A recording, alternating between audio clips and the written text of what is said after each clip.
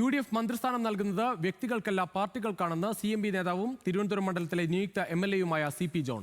LDF-ന്റേത് നയപരമായ തകർച്ചയാണ്. കുറെ ഫ്ലക്സ് ബോർഡുകൾ വച്ചാൽ കമ്മ്യൂണിസ്റ്റ് പാർട്ടിക്ക് വോട്ട് ലഭിക്കില്ല.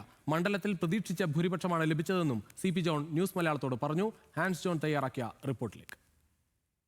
തിരുവനന്തപുരം സെൻട്രൽ മണ്ഡലത്തിലെ നിയുക്ത MLA CP ജോണാണ് ന്യൂസ് മലയാളത്തോടൊപ്പം ചേരുന്നത്. ആദ്യം തന്നെ അഭിനന്ദനങ്ങൾ. പ്രതീക്ഷിച്ചിരുന്ന ഒരു ഭൂരിപക്ഷമാണോ അല്ലെങ്കിൽ അതിനേക്കാളും ഉയർന്ന ഭൂരിപക്ഷമാണോ ലഭിച്ചത്? അല്ല, ഞങ്ങളുടെ ഒരു പ്രതീക്ഷ ഏതാണ്ട് ഇതൊക്കെ തന്നെയായിരുന്നു. അത് കാരണം ഇപ്പോൾ കഴിഞ്ഞ പാർലമെൻറ്റ് തെരഞ്ഞെടുപ്പായിട്ട് പോലും ശശി തരൂരിന് 5000-ത്തിനടുത്ത ഭൂരിപക്ഷമേ ഉണ്ടായിരുന്നുള്ളൂ. അപ്പോൾ ഇതിപ്പോൾ 10,000-ന് കുറച്ച് വോട്ടുകളല്ലേ കുറവുള്ളൂ. പക്ഷെ നല്ലൊരു ഭൂരിപക്ഷമാണ്.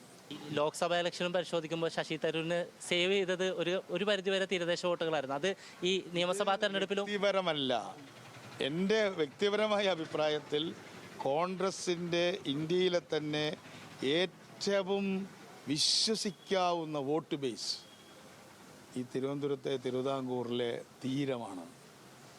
ആ തീരം ഒരിക്കലും കോൺഗ്രസിനെ വിടില്ല.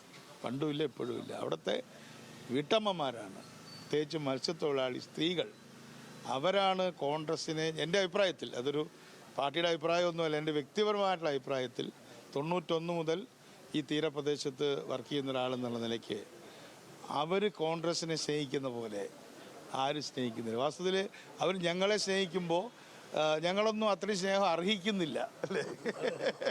ായിട്ടുള്ള നമ്മുടെ നിർമ്മാണ തൊഴിലാളിക്ക് 10-20 മാസം പെൻഷൻ കൊടുത്തിട്ടില്ലെങ്കിൽ ഒരു പ്രശ്നമില്ല എന്നവർ കരുതിയില്ലേ? അതാണ് പ്രശ്നം.